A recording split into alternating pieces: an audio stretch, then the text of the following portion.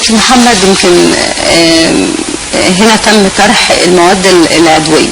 تمام. كنا زمان يمكن صورنا ده في برامج كتيرة، استخدام المخلفات في غاز او البيوجاز وكسمات عضوي، لكن بيبقى له نوع معين من الكمر او التجهيزات اللي ممكن مش كل الناس ممكن تقدر عليه. عايزه قبل ما استعرض يعني ايه دوده الارض استخدم او اتكلم عن كل البدائل القديمه اللي تم استخدامها عشان نقدر نميز الجديد ده هيدينا ايه.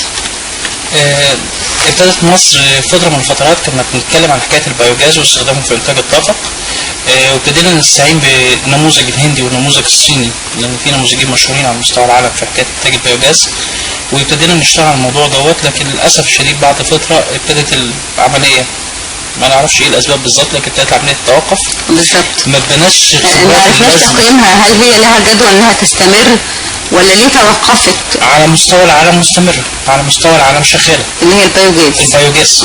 معانا احنا لا، مش معانا احنا، مش هقول معانا احنا، لكن فجاه النشاط قل. احنا دايما نبتدي الحاجه ونبقى مبسوطين وعندنا حماس وعندنا منتهى الهمه، وفجاه خلاص خلصنا الحماس والهمه. المواطن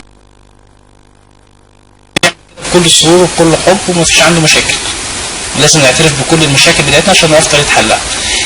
اساليب الفصل بتاعت القمامه واساليب تدوير القمامه الدوله حاولت عده مرات، لكن بردك الاستجابه بتاعت المواطن، مش هرمي المشكله كلها على المواطن، لكن حتى السياسه، هتكلم عن السياسه العامه في عمليه تدوير القمامه، مش سياسه جيده حتى تلك اللحظه، مش مبنيه على خطه علميه مظبوطه حتى تلك اللحظه. ابتدينا دلوقتي نشتكي انتشار قطط، انتشار كلاب، انتشار حيوانات، انتشار حشرات، عمالين نرش كميه مبيدات عشان الحشرات والقوارض وكل الكلام دوت. احنا للاسف الشديد اللي بنعمل كده في نفسنا.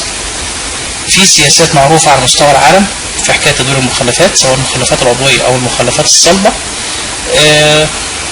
حتى تلك اللحظه الخطوات غير جاده بالشكل الكافي عشان نواجه بيها مشكله احنا فيها. البيوجاز ده احد الوسائل اللي نقدر نشتغل فيها في المخلفات العضويه، لكن في وسائل كثيره كمان متعدده ان احنا نقدر نعمل تدوير جيد للمخلفات في مصر. لما ابتدينا في حكايه دوده الارض هو ده كان الهدف، عمليه الفصل من المنبع من كل شقه. اللي فكرنا فيه يبقى الشارع لونه اخضر واسطح البيوت تبقى لونها اخضر.